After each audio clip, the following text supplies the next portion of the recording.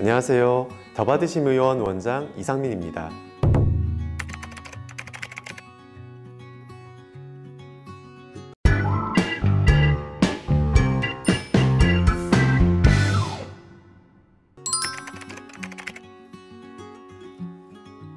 여드름이 터진 후에는 2차적으로 세균 감염을 좀 막아주시는 게 좋은데요.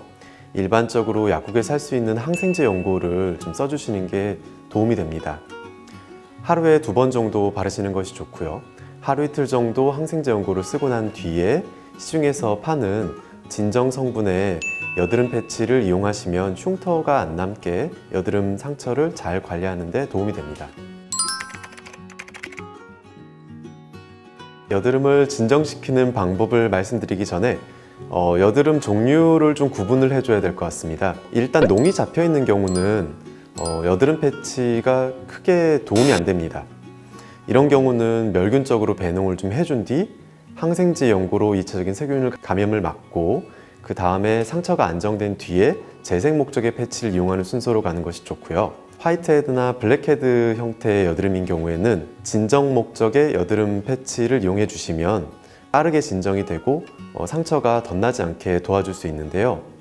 진정 목적의 여드름 패치는 성분을 좀 잘 보셔야 될 것 같아요. 시중에 판매되고 있는 제품들 중에서 살리실산과 티트로일 성분이 들어있는 진정 패치를 좀 권해드리는 게 좋을 것 같고요.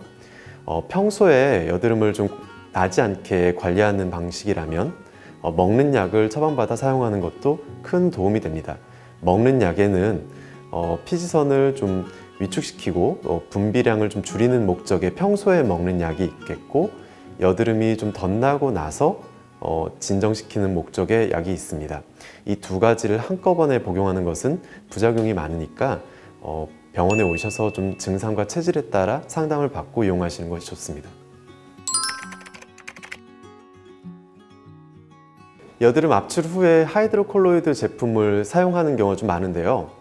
압출 직후에는 사실 하이드로콜로이드 제품이 바로 들어갔을 때 상처가 오히려 좀 덧나는 경우가 좀 있어요.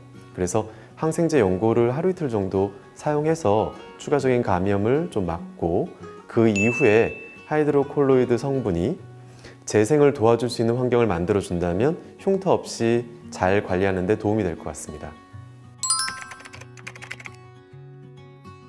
여드름이 나는 것은 크게 피지 분비량이 느는 경우와 피지 배출이 원활하지 않은 경우로 나눠볼 수 있는데요.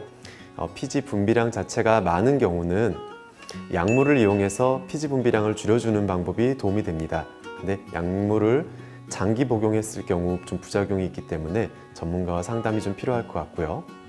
그리고 물리적으로 레이저 등을 이용해서 피지선을 파괴하거나 위축시키는 방법도 많이 도움이 됩니다.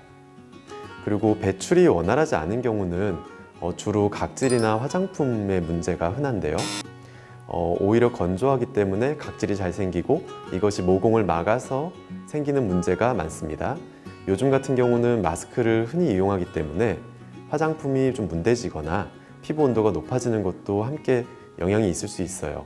그래서 평소에 클렌징을 좀 잘해주고 피부의 수분도를 높여주는 방법이 도움이 될 수 있습니다. 평소에 물을 많이 마시는 습관을 들이는 것이 도움이 됩니다.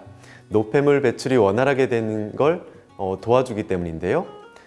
좋은 음식이라면 비타민이 풍부한 채소류가 도움이 되고, 식품으로 섭취가 부족하다면 비타민C 정도는 영양제로 보충해 주는 것이 좋습니다. 피해야 하는 음식은 액상과당이 많이 들어간 탄산음료가 많이 이야기되고 있고요. 트랜스 지방과 흡연 등을 줄이는 것도 여드름을 줄이는 데 도움이 됩니다.